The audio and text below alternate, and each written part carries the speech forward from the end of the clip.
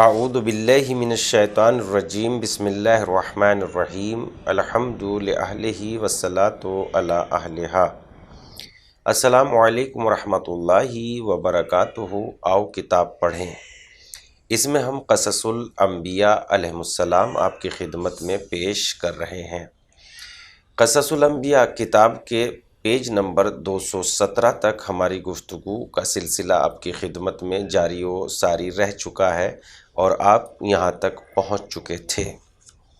اب ہم page number 217 سے ہی گفتگو کے سلسلے کو شروع کرتے ہیں۔ یعنی جناب یوسف علیہ السلام نے ان قیدیوں کی تعبیر بتانے سے پہلے یہ بتایا کہ آج جو کھانے میں آئے گا میں تمہیں اس کا علم دے سکتا ہوں، اور جناب یوسف علیہ السلام نے وہ علم دیا بھی، اور وہ بات جیسے یوسف علیہ السلام نے بتائی تھی ویسے ہی صحیح ثابت ہوئی، اور اس سے جناب یوسف علیہ السلام کا مقصد یہ تھا کہ لوگوں کو بتا سکیں کہ وہ خدا کے پیغمبر ہیں اور پیغمبروں کو خدا کی تائید حاصل ہوتی ہے۔ اور اس کے بعد جناب یوسف علیہ السلام نے کہ میں اپنے باپ دادا اور ابراہیم و اسحاق اور یعقوب کے طریقے کا پیرو ہوں، میرے لیے ممکن نہیں ہے کہ میں کسی بھی چیز کو خدا کا شریک قرار دوں۔ یہ تو میرے اوپر خدا کا فضل و کرم ہے، لیکن اکثر لوگ خدا کا شکر نہیں کرتے۔ اسی گفتگو کے سبب وہ دونوں افراد جناب یوسف کی طرف اور زیادہ متوجہ ہوئے اور ان کے عقیدے سے مطلع ہوئے، یعنی باخبر ہوئے، لیکن وہ مکمل طور پر اس بات کی طرف متوجہ تھے کہ جناب یوسف اپنی گفتگو کے ذریعے کیا کہنا چاہتے ہیں۔ انہوں نے انتہائی سنجیدگی اور دلیل و منطق کے ذریعے اپنے عقیدے کا اظہار کیا اور مجسمہ پرستی پر سخت قسم کی تنقید کی۔ اس کے بعد جناب یوسف ان کے خوابوں کی تعبیر بیان کرتے ہوئے فرمانے لگے، اے میرے قید خانے کے دوستو، تم میں سے جس نے یہ خواب دیکھا کہ وہ شراب کے لیے انگور کا پانی نچوڑ رہا ہے، وہ بہت جلدی رہا ہو جائے گا اور بادشاہ کا ساقی بنے گا اور اسے شراب پیش کرے گا، اور دوسرا شخص جس نے سر پر روٹیاں اٹھائی ہوئی ہے انہیں پرندے کھا رہے ہیں، وہ پھانسی پر لٹکا دیا جائے گا اور پرندے اس کا سر نوچ نوچ کر کھائیں گے۔ قضی امر الذین فیہ تستفتیان، اس بات کے بارے میں فیصلہ ہو چکا ہے جس کے بارے میں تم سوال کرتے ہو۔ کہتے ہیں کہ جس کے خواب کی تعبیر یہ بتائی تھی کہ بہت جلدی پھانسی پر لٹکایا جائے گا، اس نے کہا میں نے ایسا کوئی خواب نہیں دیکھا، میں نے تو مذاق کیا ہے۔ حضرت یوسف علیہ السلام نے اسے خواب کے جواب میں فرمایا، جو تعبیر میں نے بیان کی ہے وہ ہر حال میں واقع ہوگی۔ پس 3 روز کے بعد اس تعبیر کے مطابق ہوا جو جناب یوسف نے بیان فرمائی تھی۔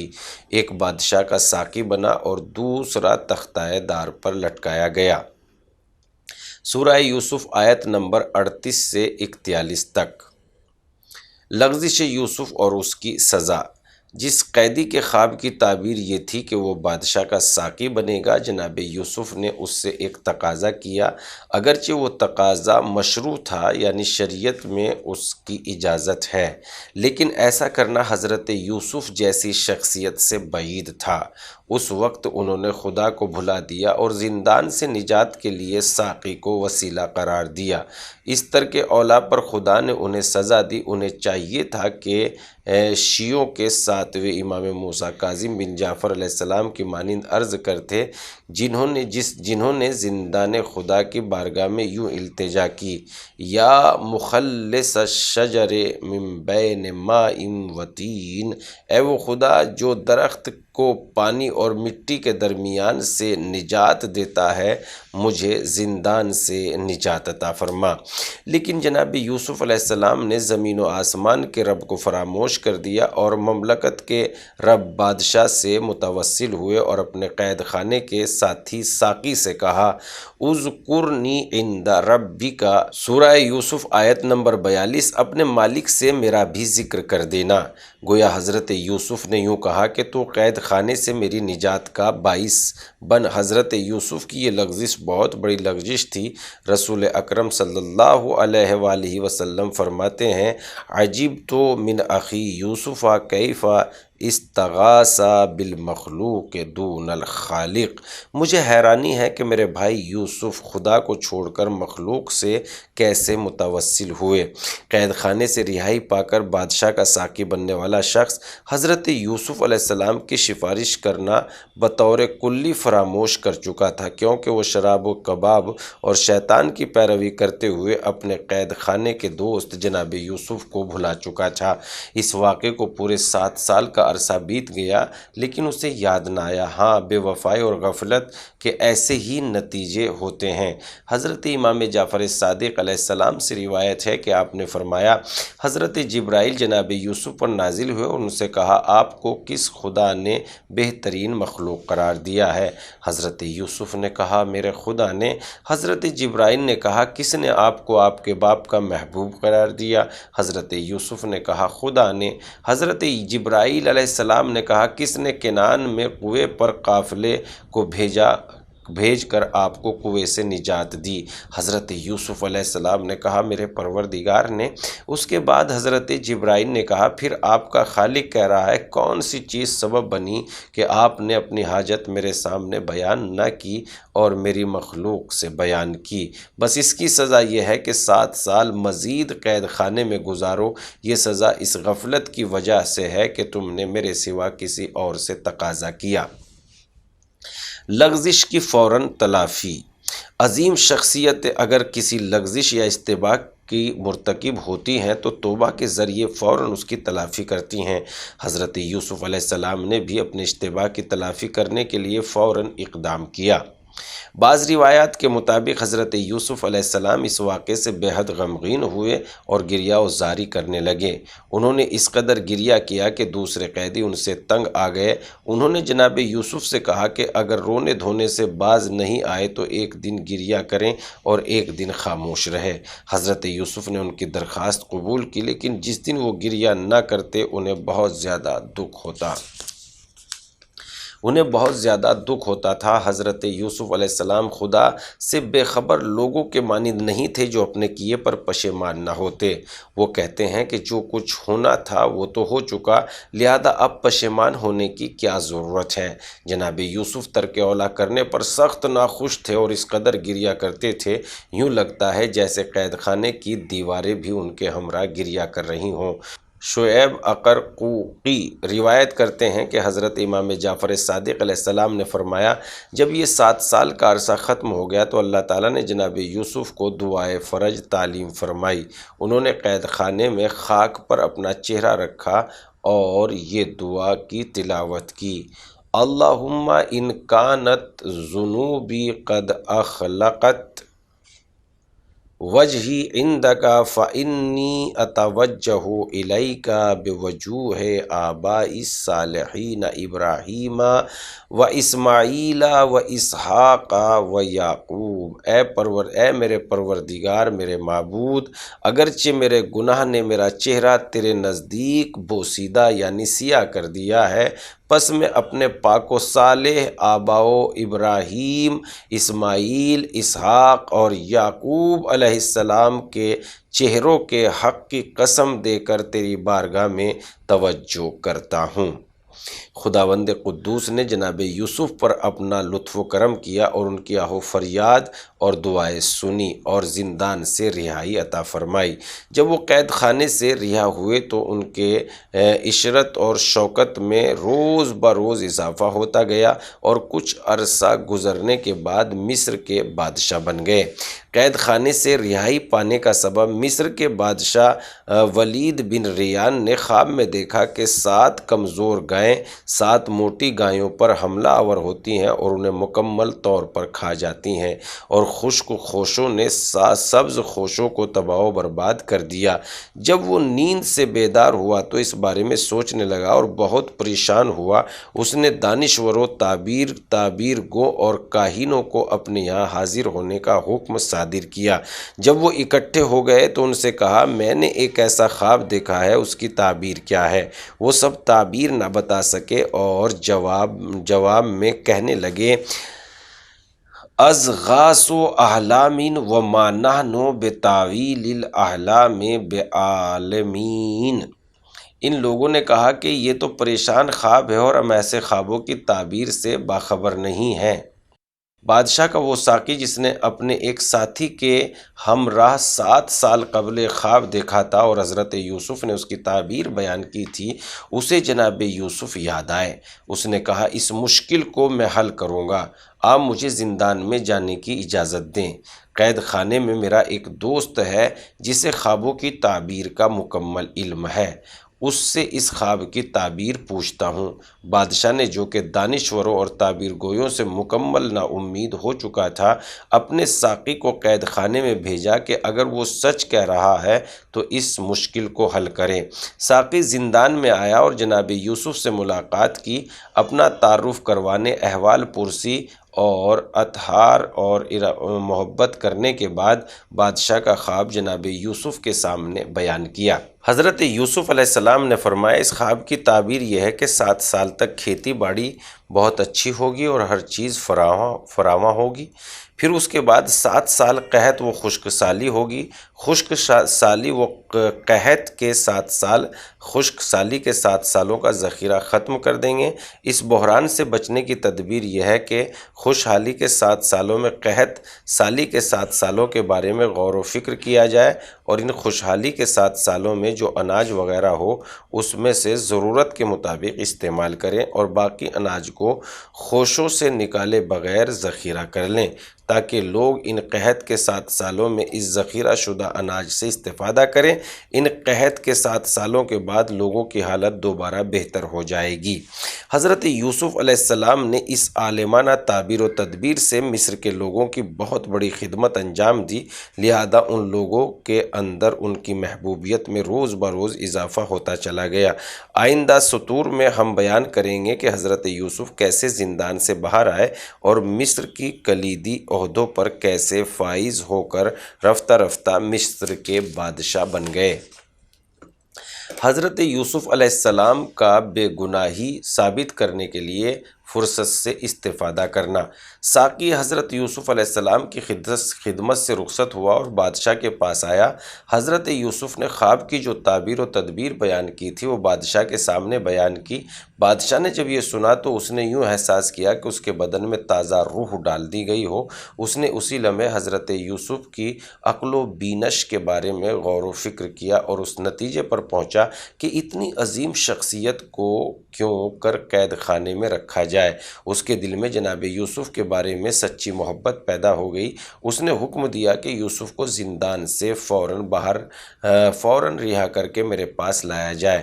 بادشاہ کا بھیجا ہوا شخص زندان میں جناب یوسف علیہ السلام کی خدمت میں پہنچا، بادشاہ کا پیغام ان تک پہنچایا۔ حضرت یوسف علیہ السلام نے کہا، میں اس وقت تک زندان سے باہر نہیں آؤں گا جب تک کہ میرے اوپر لگائی جانے والی تہمتیں ختم نہ کی جائیں۔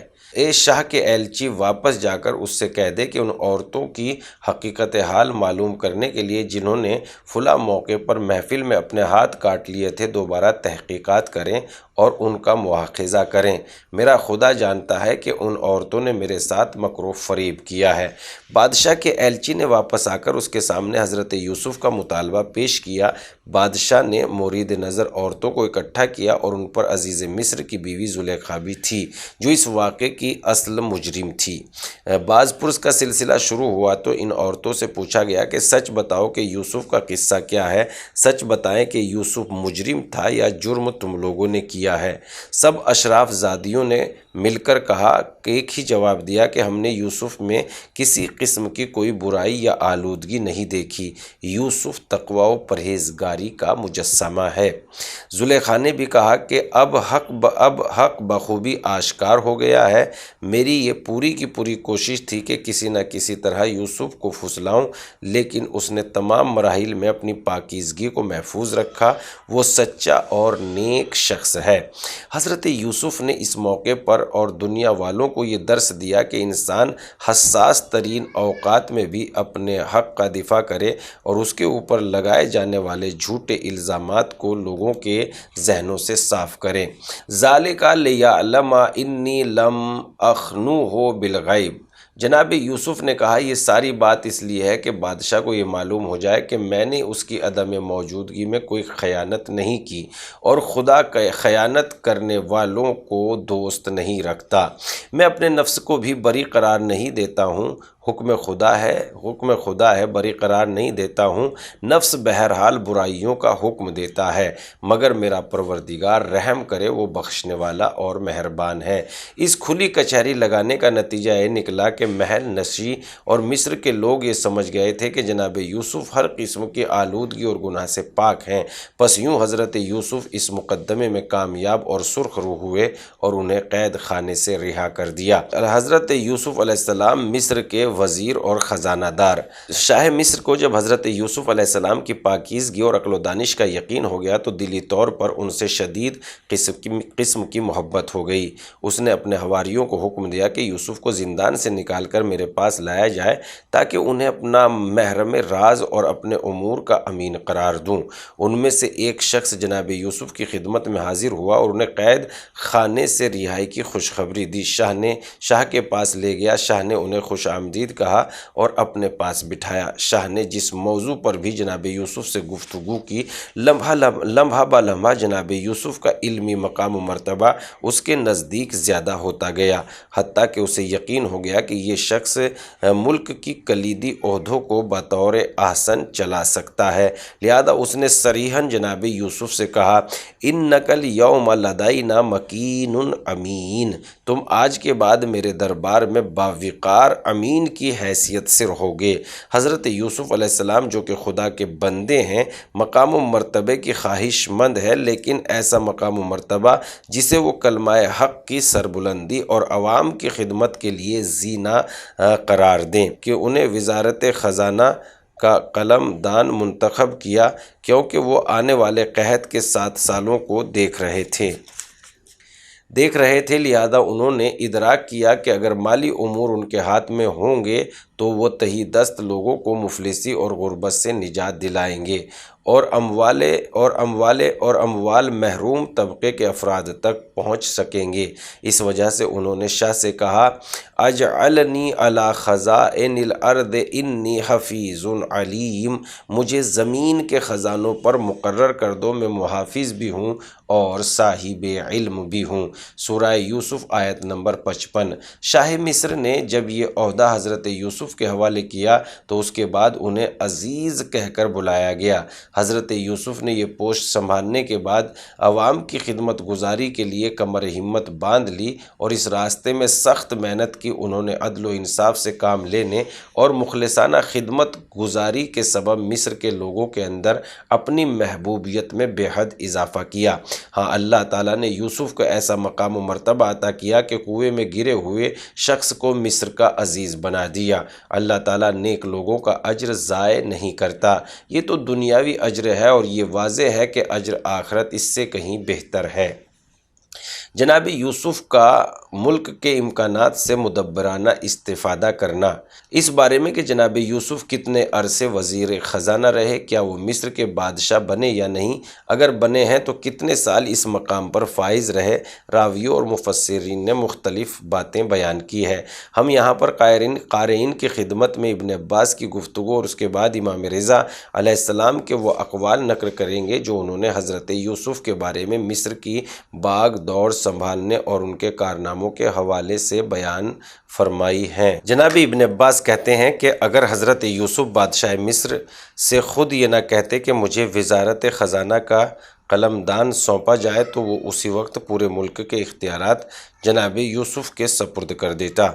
حضرت یوسف نے وزارت خزانہ کا عہدہ سنبھالنے کے بعد 1 سال تک فرائض منصبی انجام دیے۔ اس کے بعد بادشاہ مصر نے جناب یوسف کی خواہش کے مطابق پورے ملک کے اختیارات ان کے سپرد کر دیے اور مخصوص حکومتی شمشیر بھی ان کی خوبصورت تن بدن پر حمایل کر دی اور انہیں مخصوص تخت بادشاہی پر بٹھایا جو سونے اور ہیروں اور جواہرات سے مزین تھا۔ حضرت یوسف کی چشمگیر نورانیت نے ہر چیز کو تحت الشعاع قرار دیا ہوا تھا۔ جب سارے ملک کے اختیارات ان کے حوالے ہو گئے تو انہوں نے اپنے تمام اختیارات ملک و قوم کے فائدے میں استعمال کیے اور وہ کسی کے ساتھ عدل و انصاف کرتے، اس لیے ان کی محبت محبت نے مصر کے ہر مرد و زن کے دل میں جگہ بنا لی۔ اس بارے میں قرآن حکیم یوں ارشاد فرماتا ہے، یتبوأ منہا حیث یشاء، ہم نے یوسف کو زمین میں اختیار دیا، وہ جہاں چاہے رہے۔ اب ہم امام ہشتم علی بن موسیٰ رضا علیہ السلام کے ارشادات میں دقت کریں اور دیکھیں کہ جناب یوسف نے ان اختیارات سے کیسے استفادہ یعنی فائدہ اٹھایا۔ حضرت یوسف نے پہلے 7 سالوں میں جو خوشحالی اور نعمتوں کی فراوانی کے تئیں حکم دیا کہ کھانے پینے کی تمام چیزیں ذخیرہ کی جائیں۔ جب یہ 7 سال گزر گئے اور قحط کے 7 سال شروع ہوئے تو جناب یوسف نے پہلے سال میں ذخیرہ شدہ کھانے کی تمام چیزیں فروخت کر دی اور درہم و دینار اکٹھے کر لیے۔ مصر اور اطراف مصر کے تمام درہم و دینار حضرت یوسف کے اختیار میں تھے۔ دوسرے سال میں انہوں نے ان درہموں اور دیناروں سے جواہرات خرید کیے۔ مصر اور اطراف مصر کے تمام جواہرات جناب یوسف کے خزانے میں تھے۔ تیسرے سال میں انہوں نے ان جواہرات سے مال و مویشی خرید کیے۔ مصر اور اطراف مصر کے تمام مال و مویشی حضرت یوسف کے تحت اختیار میں تھے۔ چوتھے سال انہوں نے تمام مال و مویشی فروخت کر دیے اور ان کے بدلے میں تمام غلام اور کنیزیں خرید لیں۔ پانچویں سال انہوں نے غلاموں اور کنیزوں کے گھر اور باغات سے تبادلہ کیا۔ مصر کے اطراف مصر کے تمام گھر اور باغات جناب یوسف کے تصرف میں آ گئے۔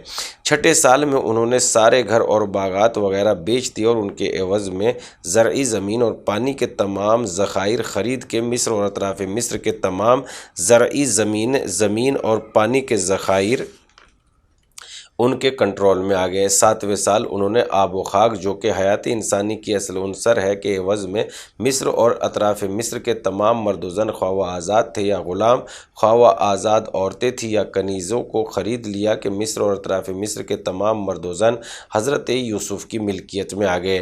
نتیجتاً حضرت یوسف علیہ السلام نے ان تدابیر اور معاملات کی رد و بدل اور ملک کے اقتصادی نظام کو چلانے کی خاطر بازار تجارت کو رونق بخشی اور لوگوں کو مالی فائدے پہنچائے۔ اس بات کی طرف توجہ کی کہ عوام کو بچانے، ملک کے اقتصادی نظام کو محفوظ رکھنے اور طبقاتی نظام کے ایجاد نہ ہونے کے لیے ایسی حکیمانہ تدبیریں ضروری تھیں۔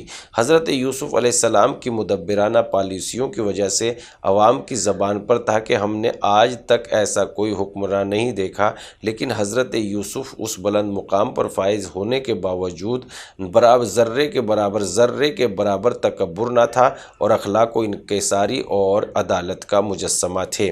حضرت امام رضا علیہ السلام مزید فرماتے ہیں، اس موقع پر جناب یوسف علیہ السلام نے شاہ سے کہا، یہ اختیارات جو اللہ نے مجھے عطا کیے ہیں، میں آپ کی رائے ان لوگوں کے بارے میں جو میرے نمک خوار ہیں کیا ہے؟ میں نے ان کی اصلاح اس لیے نہیں کی کہ میں خود فتنہ و فساد میں گرفتار ہو جاؤں، میں نے انہیں مصیبتوں سے اس لیے نجات نہیں دلائی کہ میں خود ان کے لیے مصیبت بن جاؤں، بلکہ اللہ تعالیٰ نے انہیں میرے ذریعے سے نجات عطا کی ہے۔ بادشاہ نے کہا کہ آپ کی رائے مقدم ہے، آپ جو چاہیں وہی درست ہے۔ جناب یوسف نے کہا، میں خداوند متعال کو اور تمہیں گواہ بناتا ہوں کہ میں نے مصر کے تمام لوگوں کو آزاد کیا، میں نے ان کے اموال انہیں واپس کر دیے۔ اب میں تخت و تاج اور سلطنت کی انگشتری تمہارے حوالے کرتا ہوں، اس شرط کہ تم میرے ہی طور طریقوں اور حکم کے مطابق رہو گے۔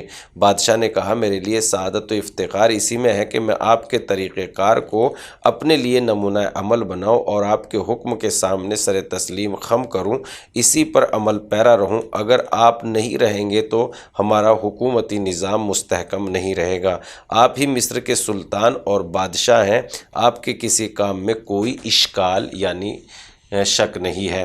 میں اس بات کی گواہی دیتا ہوں کہ خداوند وحدہ لا شریک ہے اور آپ خدا کے پیغمبر ہیں۔ میں نے جو کچھ آپ کے حوالے کیا ہے میں اسی کو مکمل طور پر اختیار ہے، آپ اپنی سمجھ بوجھ کے مطابق عمل کریں کیونکہ آپ ایک امین اور عظیم شخص ہیں۔ حضرت یوسف کی پاکیزگی اور سادہ زندگی۔ منقول ہے کہ جناب یوسف علیہ السلام نے قحط کے 7 سالوں میں سیر ہو کر کھانا نہیں کھایا۔ لوگ ان سے کہتے، ملک کا تمام خزانہ آپ کے ہاتھ میں ہے، پھر بھی آپ کیوں سیر ہو کر کھانا نہیں کھاتے؟ تو آپ جواب دیتے، اخاف ان اشجع فانسجع، مجھے خوف ہے کہ میں سیر ہو کر کھاؤں تو کہیں بھوکوں کو نہ بھول جاؤں۔ جناب یوسف تخت سلطنت پر اور بھائیوں کی آمد۔ جن 7 سالوں میں مصر اور اطراف مصر کے لوگ قحط میں گرفتار تھے تو سرزمین کنعان فلسطین کے لوگ بھی قحط سالی کی گرفت میں تھے، حتیٰ کہ حضرت یعقوب اور ان کی اولاد بھی بلا سے محفوظ نہ رہ سکی۔ عزیز مصر کے عدل و احسان کی شہرت کنعان تک پہنچ چکی تھی۔ کنعان کے لوگ قافلوں کے راہ مصر آتے اور وہاں سے کھانے پینے کی چیزیں کنعان لے جاتے۔ حضرت یعقوب علیہ السلام نے اپنے بیٹوں سے فرمایا، جیسا کہ معلوم ہو رہا ہے کہ مصر کا سلطان نیک اور صاحب انصاف شخص ہے، بہتر ہے کہ تم لوگ ان کے پاس جاؤ اور اناج وغیرہ خرید کے کنعان لے آؤ۔ حضرت یعقوب کے بیٹے سفر کے لیے تیار ہو گئے۔ حضرت یعقوب کے سب سے چھوٹے بیٹے بنیامین جو جناب یوسف کے مادری بھائی تھے، حضرت یعقوب ان سے بہت زیادہ مانوس بھی تھے، باپ کی خواہش کے مطابق ان کے پاس رہ گئے تاکہ گھر کا کام کاج کریں۔ حضرت یعقوب علیہ السلام کے 10 بیٹے 10 اونٹ لے کر مصر کی طرف روانہ ہوئے۔ جب دوسرے شہروں سے لوگ مصر کی غلہ منڈی سے اناج وغیرہ خریدنے آتے تو یوسف خود معاملات کی نظارت کرتے۔ انہوں نے خریداروں میں اپنے بھائیوں کو دیکھا تو انہیں پہچان لیا، لیکن وہ جناب یوسف کو نہ پہچان سکے، کیونکہ ابن عباس کے بقول جب جناب یوسف کو کنویں میں ڈالا گیا تھا تو اس وقت سے لے کر اس وقت تک 40 سال کے ہو چکے تھے۔ قدرتی سی بات ہے کہ اس وقت جناب یوسف کی شکل و شمائل میں کافی تبدیلیاں آ چکی تھی۔ نیز برادران یوسف کے وہم و گمان میں بھی نہ تھا کہ یوسف ایک مقتدر بادشاہ بن گئے ہوں گے اور تخت سلطنت پر براجمان ہیں۔ حضرت یوسف علیہ السلام نے بعض مصلحتوں کی وجہ سے انہیں اپنا تعارف نہ کرایا، لیکن ایک خاص انداز میں ان کے ساتھ گفتگو کی تاکہ کسی مناسب موقع پر اپنا تعارف کروائیں اور خاندان یعقوب کے مصر میں آمد کے لیے راستہ ہموار کریں۔ علی بن ابراہیم روایت کرتے ہیں کہ حضرت یوسف نے بڑی گرم جوشی سے اپنے بھائیوں کی آؤ بھگت کی اور حکم دیا کہ ان کی سواریوں پر اناج وغیرہ لدوا دیا جائے۔ ان کے واپس رخصت ہونے سے قبل حضرت یوسف ان کے بھائیوں کے درمیان گفتگو ہوئی۔ یوسف تم کون ہو؟ اپنا تعارف کراؤ۔ برادران، ہمارا تعلق ایک زمیندار گھرانے سے ہے۔ ہم شام کے نواح سکونت پذیر، 1 سال خشک سالی کی وجہ سے ہمارے یہاں قحط پڑ گیا، ہم آپ کی خدمت میں اناج وغیرہ خریدنے کے لیے حاضر ہوئے ہیں۔ یوسف، شاید آپ مخبر ہوں اور میرے ملک کے راز چرانے آئے ہوں۔ برادران، خدا کی قسم ایسا نہیں ہے، ہم جاسوس نہیں، ہم سب آپس میں بھائی ہیں اور ہمارے والد یعقوب ابن اسحاق ابن ابراہیم ہیں۔ اگر آپ ہمارے والد کو جانتے ہوتے تو ہمارے اوپر اس سے زیادہ احسان کرتے، کیونکہ ہمارے والد گرامی خدا کے پیغمبر اور پیغمبروں کے بیٹے اور انتہائی غمگین ہیں۔ یوسف، آپ کے والد کس وجہ سے غمگین ہیں؟ شاید وہ تم لوگوں کی جماعت اور تمہارے غلط کاموں کی وجہ سے محزون و مغموم ہیں۔ برادران یوسف، اے بادشاہ، ہم جاہل و بے وقوف نہیں ہیں، ہمارے باپ ہماری وجہ سے محزون و مغموم نہیں بلکہ ان کا ایک بیٹا تھا جو ہم سے چھوٹا تھا۔ ایک دن وہ ہمارے ساتھ شکار کھیلنے کے لیے بیابان میں گیا تو وہاں پر بھیڑیے نے اسے پھاڑ کھایا تھا۔ اس دن سے لے کر آج تک ہمارے والد محترم غمزدہ ہیں۔ یوسف، کیا تم سب ایک ہی باپ کی اولاد ہو؟ برادران، ہاں، ہم سب ایک ہی باپ کی اولاد ہیں، لیکن ہماری مائیں جدا جدا ہیں۔ یوسف، کون سی چیز اس بات کا سبب بنی کہ آپ کے والد گرامی نے آپ لوگوں کو بلا جھجک مصر بھیج دیا، لیکن آپ کے ایک بھائی کو اپنے پاس روک لیا؟ برادران یوسف، ہمارے باپ اس سے بہت زیادہ مانوس ہے، نیز اس کا مادری بھائی یوسف مفقود کھویا جا چکا ہے، لہذا ہمارے والد محترم کے دل میں اس کی موجودگی سے سکون ملتا ہے۔ یوسف، کس دلیل کی بنا پر آپ لوگوں کی باتوں پر یقین کر لوں؟ برادران، ہم دور دراز سرزمین پر سکونت پذیر ہیں، یہاں پر ہمیں جاننے والا کوئی نہیں ہے جسے ہم گواہ کے طور پر پیش کریں۔ یوسف، اگر تم سچ کہہ رہے ہو تو اپنے اس بھائی کو میرے پاس لے آؤ اور جو تمہارے باپ کے پاس ہے تو میں راضی ہو جاؤں گا۔ برادران یوسف، ہمارے والد اس کی جدائی برداشت نہیں کر پائیں گے، وہ بنیامین سے بہت زیادہ مانوس ہے، ہم اسے کیسے یہاں پر لائیں؟ یوسف، میں تم بھائیوں میں سے کسی ایک کو اپنے پاس رکھ لوں گا تاکہ آپ کے باپ اپنے اس بیٹے کی حفاظت و سلامتی کی خاطر اسے میرے پاس بھیج دے۔ حضرت یوسف علیہ السلام کے حکم کے مطابق بھائیوں کے درمیان قرآن اندازی کی گئی۔ قرآن شمون کے نام نکلا۔ یہ بھی خدا کی طرف سے ایک درس ہے کہ جناب یوسف کے پاس رہنے کے لیے قرآن شمون کے نام نکلا، کیونکہ وہ حضرت یوسف کے بارے میں نرم گوشہ رکھتے تھے۔